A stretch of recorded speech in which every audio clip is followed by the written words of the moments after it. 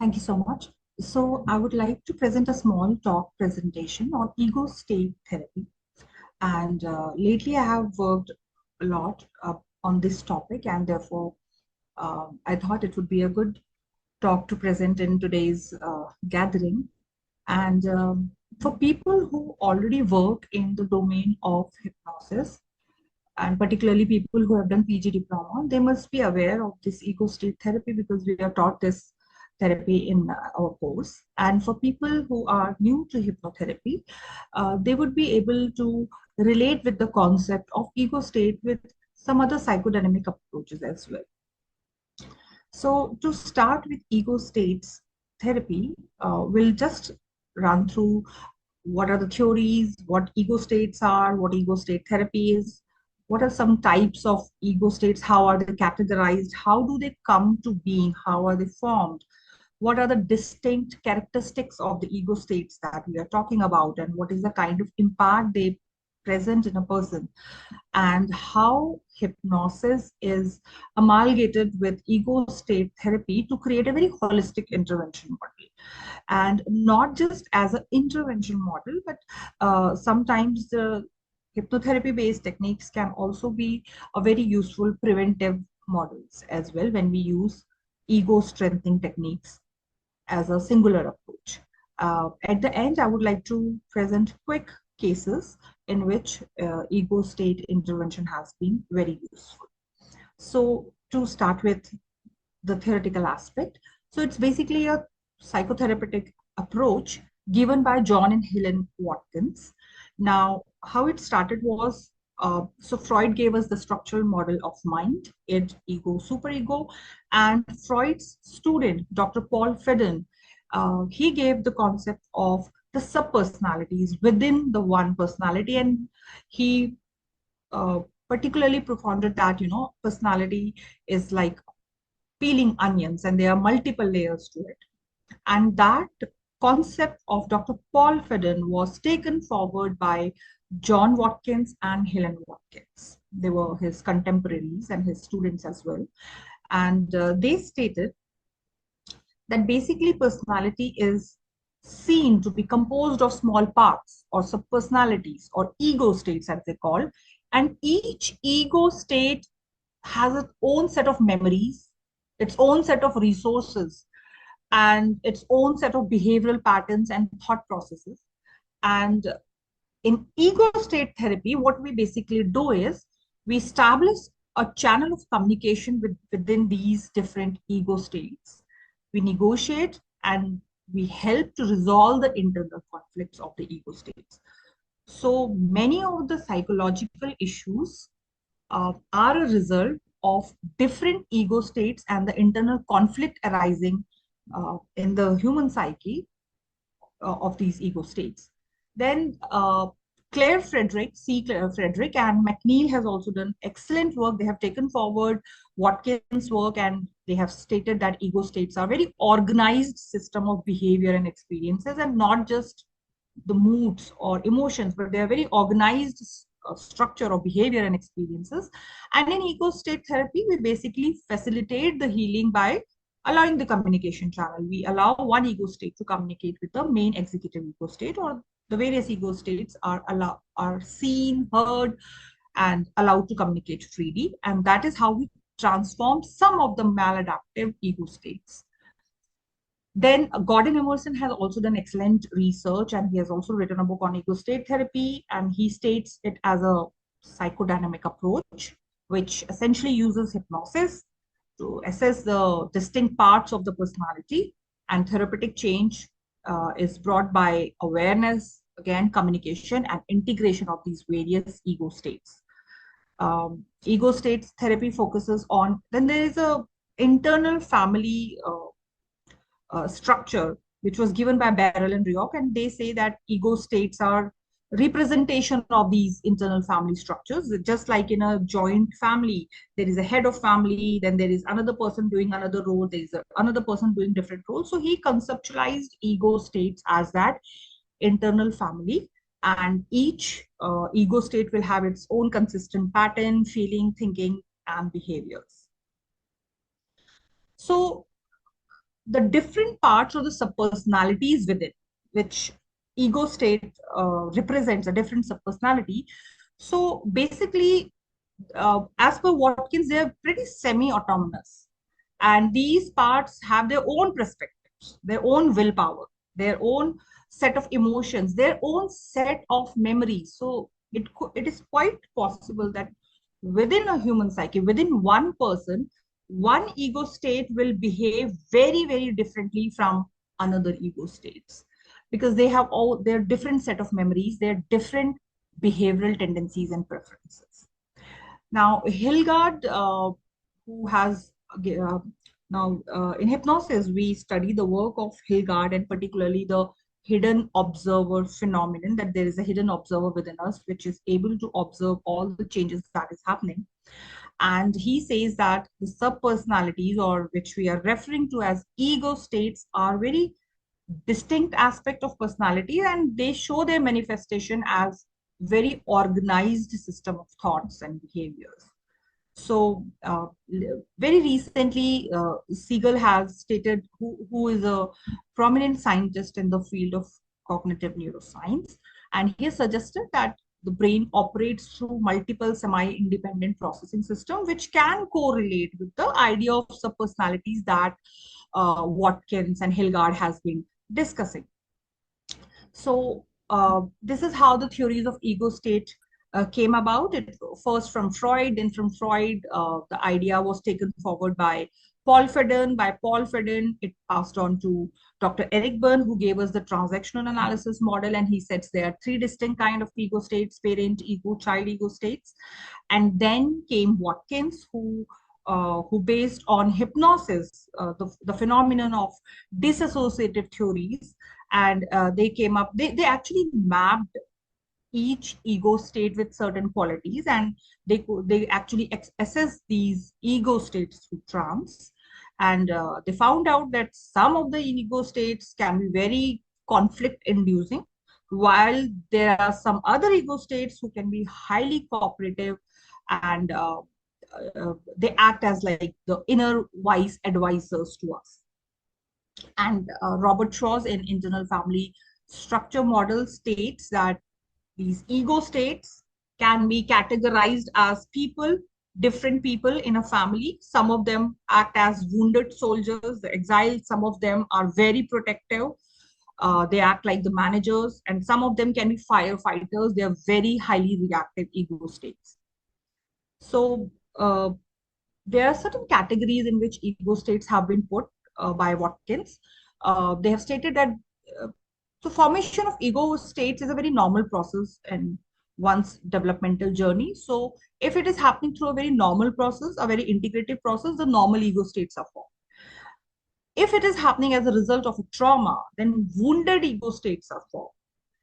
And trauma can also result in forming protective ego states, maladaptive ego states, and sometimes when we pass through certain challenges of life, we develop certain insights, and we also develop useful or resourceful ego states. So it's not that all the ego states that are formed within a person are always maladaptive. Sometimes they're the inner advisors, they are our inner strength and inner resources. So these are the kind of ego states depending on what kind of functions they are performing. If it is an integrated, flexible one, we call it a normal ego state. If it is little immature, it is wounded, it is traumatized.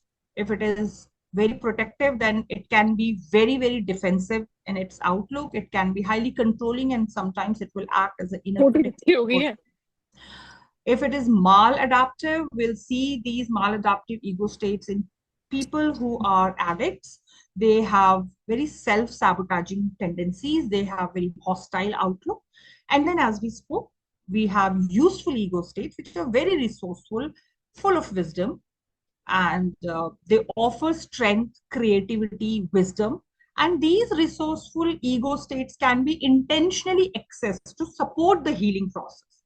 And this is what basically we do in ego strengthening, in which we give suggestions under trance to cultivate these resourceful ego states, which can offer strength and creativity. As I already discussed in the last slide, that Maladaptive ego states act out of compulsive behavior. Now, remember we discussed that each ego state have their own set of memories, their own set of structured thoughts, their own set of behaviors. And if, for example, some person has some maladaptive ego state within them, then it could also lead them to behave in a very compulsive, fall into compulsive behaviors and self-sabotaging behaviors. Some people will have ego states which will act very defensive because they're trying to shield the psyche from the perceived harm. And therefore, they can also manifest as inner critics, very controlling, and sometimes very disassociative from the main executive ego. The vulnerable or the wounded ego states are usually formed because they hold a lot of hurt, unresolved emotional pain, formed usually due to trauma. And if a person has a wounded ego state, the chances of them getting regress to earlier developmental stage when faced in a situation of conflict increases greatly.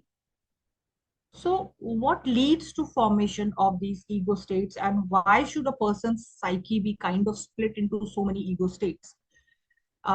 So, Helen Watkins have a very interesting understanding, and she shares that there are basically three primary ways in which these ego states will form within our psyche.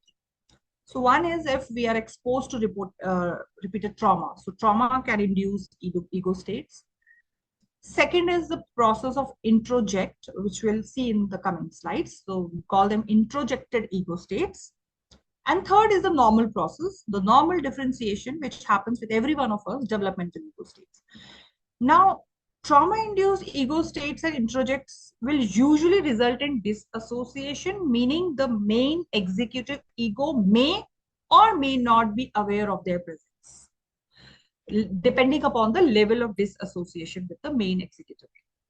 So when disassociation occurs, and particularly when there has been event of repeated stress or repeated exposure to trauma, then certain ego state which are formed will become so isolated, so defensively that they are pushed down deep in the unconscious, and it is very difficult for the conscious mind to know that this kind of ego states lives within. But they hold great psychic energy because the more unconscious it is, usually the more psychic energy they hold, and they can sometimes, when triggered, become overtly dominant and show their traits. These states may hold traumatic memories, the unmet needs, they have rigid coping strategies, and usually they become maladaptive in adult life. Like when they were formed in childhood as a response to trauma, that time a child must have felt really overwhelmed, and the trauma or the abuse was so intense that the overwhelmed ego, the main ego, executive ego, could not process what is happening to them. As a result, a split happens. And sometimes people who have experienced a lot of trauma, they report that they do not feel anything in their body, or they become extremely people pleasing, because to survive that moment of trauma, the best strategy as a child they developed was just to please the abuser.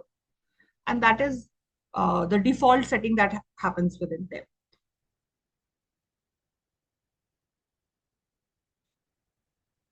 So Hilgard also defines it in the terms of consciousness. He says that uh,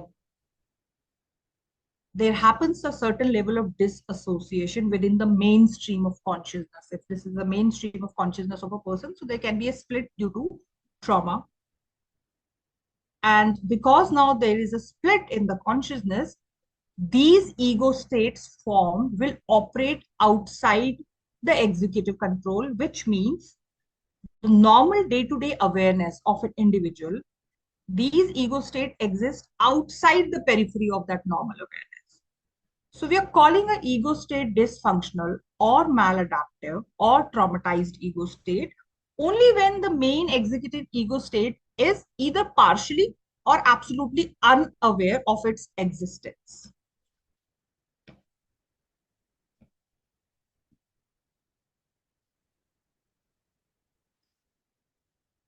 So there has been a lot of work on how these ego states are formed as a result of disassociation. Uh, Let us first talk about what are these normal ego states, which are formed, which are not necessarily pathological, but they are the natural consequences of the personality development and socialization. So ego states that emerge through normal personality development, like how a person was as a child versus how a person becomes as an adolescent versus how a person becomes when they enter adult life, when they start forming relationships or they become professionals. So everybody will kind of wear a different face or different personality when they are with their family, when they're in their professional setting.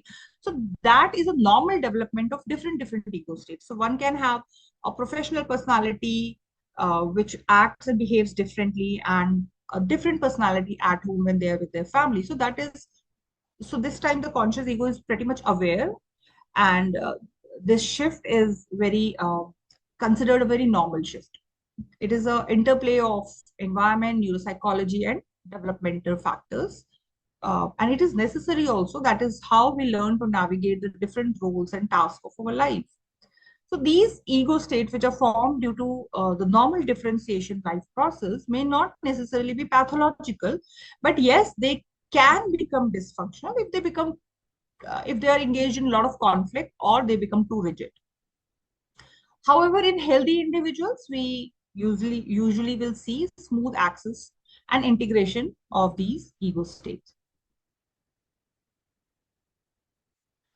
So this was how the normal ego state would develop in any person. Let's talk about the trauma-induced ego state, which can be the wounded ego states or the protective ego states or the maladaptive ego states that we talked about. And severe trauma may cause certain new ego states which are walled off from rest of the personality. So when we say walled off, it, as I was speaking, that conscious mind sometimes is even not aware that this kind of subpersonality exists within the whole psyche. They are so sheltered. The amount of disassociation is little high. Splintering off the consciousness to manage the unbearable pain. Ego states are formed as a direct result of emotional, psychological, and physical trauma. They are often disassociated part of the personality created to contain and isolate unbearable experiences. Here, it is important to notice that having ego states does not necessarily means that somebody has a disassociative identity personality. That would be a very extreme case of it. But we are talking about in the normal pathological cases as well, where not necessarily DID case, but the normal cases of anxiety, depression, or somatic pains in the body, they are result of these wounded or traumatized ego states. So when individuals face in overwhelming trauma, the psyche splits to manage the distress, and these parts remain stuck in time. So when at whatever age these split happened, supposedly some event happened in a person's life when they were 6 years old, maybe death of a parent or something very traumatic or kind of abuse. So that ego state goes in shell, and it behaves like a 6 year old child, even if that person has now become a 40-year-old, 50-year-old man. But whenever this split ego states take charge of its main personality, the person might regress back or might um, adopt the methods or behaviors or thought patterns of a 6 year old child, the immature coping strategies. Now, coming to the introjected ego states. So, introjects are not the part of your own psyche. Originally, they were never the part of our own psyche. They are the mirror reflection of the significant others or the abuser. These are internalized from significant others in early life and then given autonomy by the person. Ego state that develop through internalizing the voices, attitudes, behaviors of significant others. Eric Berne would call them as parent ego states sometimes. Not all parent ego states, but parent ego states are many a times kind of introjects because we internalize the attitudes, the voices, the behavior patterns of our parents. They can be very critical, punitive, and controlling in nature. And they're not truly the self. They were never originally the part of our own psyche. But when the split happened and we kind of internalized certain qualities of other person, and those qualities may not necessarily be the ones which we really like. If somebody internalizes a quality of an abuser, if a person was sexually abused as a child, they might internalize that abuse of that the feeling of power in that moment, and that introject becomes a nucleus around which the person's other personality traits want to feel powerful. They'll just start to rotate, and sometimes these people, when they grow up, they start inflicting same kind of abuse to other people. So we have seen this phenomenon. People who were bullied as child, they sometimes end up becoming the bullies. People who were abused themselves in childhood, they themselves become the abusers. This phenomenon is very beautifully explained by Watkins in the form of introjected ego states. They take on the protective role, they judge, they criticize us, all in an attempt to keep the person in line with the earlier survival strategies. So basically, why we utilize this ego state therapy is to increase the internal cooperation and harmony.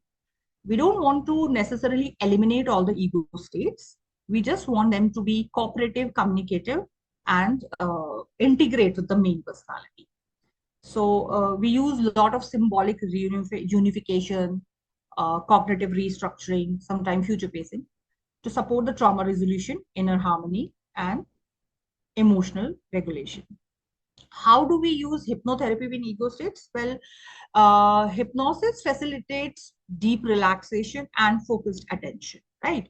So we can easily bypass the critical conscious mind and can easily access what lies in the unconscious. So in this altered state, ego states can easily emerge out in a more vivid fashion, and they can speak autonomously, express themselves more freely. What are their feelings? What are their memories? How were they formed? What is the need that they want to be get addressed? So hypnosis facilitates to access the ego states by reducing internal censorship and allowing each state to speak in its own voice. So under trance, what we usually do is we try to understand, we call upon these ego states, we understand their origin story, their function, what are the symptoms that they are causing. Sometimes they can cause unnecessary body pains, unnecessary habits or patterns of addictions in a person. And then we reprocess the traumatic memory, and then we facilitate the integration process. So to address dysfunctional ego states, I'm here sharing 3 small case studies with very distinct ego states where we have worked with distinct ego states of client. So, so there was this client who could access her wounded ego state. And why we are calling it wounded ego state, we'll see. So this 40-year-old female client, now she was an extrovert, a public speaker, a very successful public speaker, and a very good singer. And so she was never shy to face people or stage, but she had a very different complaint. She would say that my body just freezes if somebody asks me to dance in a party. I just can't move my body. I'm very uncomfortable and awkward. And she was very surprised because she actually was a very confident person. She in fact would organize life skill and motivational programs for corporates and everybody. So she was like, why do my body just freeze? Why can't I be free with my body? And we did this ego state therapy with her. Under trance, she could access, and we directly spoke which part of you is stopping you to move your body. And she could directly bring forward a 5 or 6 year old younger version of herself. And that younger version is speaking in a very soft, polite, baby like voice and saying that, I'm in a school function and my shoelaces are open and my teacher is not helping me. In fact, she's speaking with another teacher and making fun of me that this girl is so tall, she can't dance, she can't tie her shoelace. And this girl becomes really nervous because she was very excited to be on stage and dance. But in that moment, something happened to that girl. She felt so left out and alone, and she started to cry that maybe that girl decided that I cannot dance. I'm not being supported. And from that moment, the whole personality of this woman became that she can do everything on stage except for dancing. And after we heard the story of the ego state and the catharsis happened, the adult version of this woman supported the younger version and integration happened. Later on, the woman reported that she has just like that started to dance in family gatherings and with her friends, and she participated in a Garba night, and she felt very free with her body. So this was a very classic example of a wounded ego state hidden within her, which she couldn't recognize in her normal day-to-day life, which would just stop her to be free with her body or to dance. There is another case of a 21-year-old young MBBS student who was experiencing, she experienced a breakup, and after that, she cried a lot and whatever. And long story short, she started to experience a lot of psychosomatic pain in her eyes, so much so that she would feel like the eyes are very dry. And she had shown to all the doctors. Her mother herself is a doctor and everything. The discomfort was so much that she couldn't sleep, she couldn't read, and the doctor said there could be some psychosomatic reason behind that. Go and seek some psychotherapy. And she came to my clinic, and I decided to speak with that discomfort, and we did a ego state. And actually, we spoke with couple of ego states, the younger versions, the family conflict and everything we resolved. And then finally, we talked to the ego state who is causing this discomfort in eye, and the ego state came forward. It said that it has been with this girl from last 7-8 months, and its whole job is to punish this girl and to not let her focus on her studies. Because how could she be so foolish that uh, she just deviated from her path, and why did she fall for this guy and all that drama related to that boy, and therefore I'm punishing her. So we spoke with that ego state gently, like we're speaking to a child, and um, some catharsis happened, this thing. After this session, what happened was this girl started to blink. So before this session, she was telling me that I have stopped to blink naturally. I have to remind myself to blink, and her eyes were mostly wide open. So we called on her mother and everybody could notice that now she was able to blink comfortably. Though the pain in her eyes still persists, it has started to reduce because she is still under treatment, and we are doing ego strengthening with her. But there was a remarkable change just after one ego state session where her psychosomatic presentation was addressed. If we talk about introjected ego states, now these are a little difficult to handle because, as mentioned earlier, they were not the part of your original psyche. They did not originate from you, but they kind of, originated because, in layman's language, a person would say, something from outside have come to me, or some kind of attachment, or maybe some black magic. So, in common language, this is how people define it. So in psychodynamic term, this case of a 42-year-old trainer, and he was experiencing symptoms of anxiety and guilt. So his story was like, when he was a teenager, he was sent to a different city to stay with his aunt and uncle to study, and those aunt and uncle did not have any child. She was performing some ritualistic, as per this man, some black magic kind of rituals, and they both were very abusive to this boy. They would beat him, they would emotionally target him. And he says, though those 2 years were the worst years of my life. He moved from their house and he started college and everything, and he used to be a bright student, but as soon as he entered his college, he took his freedom to a whole different level. He entered wrong company, he was into drugs, and he became very self-destructive. And in between, his roommate died of a horrible accident. He became very uh, he started visiting the church of the college. Eventually he converted to Christianity and everything. And he said that till this date, I feel like there is something here in my neck which kind of dictates or guides me to do this and that, and I have to control it. And I think this is some black magic that my aunt did to me years back when I stayed with her.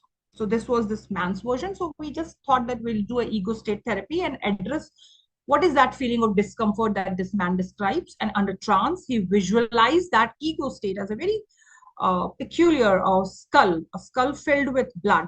And he said, this is a result of black magic, this and that, because now he has converted to Christianity and he was a devout follower of Christ. So we asked him to invoke a positive ego state. He visualized that positive ego state as a divine light of Christ.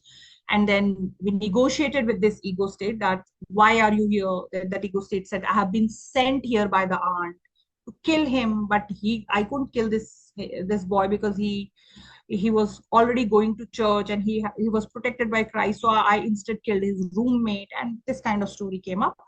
And then we asked this man, do you want this ego state to stay with you? And he said, no, I just don't want this ego state to be a part of my psyche. And therefore that ego state was sent, and he visualized as Christ light has kind of taken that skull away. And after that session, that uneasiness that he used to feel on his spine, on his neck, that reduced drastically, and many of the issues that he was experiencing sorted out. He continued with other forms of therapy, but yeah, that was the story. So I've just tried to present 3 quick short version of cases in which different ego states come. Sometimes they present as psychosomatic presentations, as in the case of that young girl who was not able to blink her eyes and was experiencing a lot of pain in eyes. Sometimes just the wounded self who would not allow that lady to dance and be free. Sometimes as these deep-seated guilt and anxiety, as in case of this man, where he felt that he was under the influence of some kind of black magic or ritual. So these are some of the uses in which ego state therapy can be used with different kinds of clients to address issues. But of course, in order to practice ego state therapy, it is important to have very good understanding of the phenomenon of hypnosis. And for that, I'm really, really thankful to my teachers, my guide, Dr. Palan sir, Dr. Jan sir, Dr. Dayal Chandani sir, who have all helped me to enhance my knowledge and skills in this field. So that was all from my side. Thank you so much. Question, if it can be accommodated, Nidhi, is it okay? One question. Okay, ma'am. I'll try to do that. Okay. So when we were taught ego state therapy by Dr. Palan, what we learned was the ego state cannot be sent away. In the last presentation, I just want to understand that part, because they stay, right? Yes. So yes, that's very true. That is what we have also studied. But I have I'm also writing the research paper in this, and then I have read a lot about this thing. So all the ego state which are maladaptive or as a result of a trauma, they should never be sent away because they were originally the part of psyche. But then there are certain cases which are not usually discussed, talked about, because there is a lot of misconception also around this. People use it in a various way as, oh, there is black magic. And so it's not usually discussed, but Watkins' work clearly distinguishes this, and it is mentioned by Frederick, it is mentioned by Gordon Emerson, and all other people who have worked in ego states therapy, that there are certain groups of ego states called the introjected, who are not the part of original psyche, and they should be sent to light. So, Rupa, it's not that we cannot, but generally it is not required to send them. They can become integrated with the self if they are own part of the psyche. But what Nidhi is talking about is introjected kind of thing. So this is something which is added later. It was not when you learned, Rupa, when I was talking to you people, the time I was not aware of this particular thing, that introjected parts are not the person's own psyche, and they can be driven out also. It's just like that जो हुआ लोग करते हैं ना, Thank you so much. Yeah.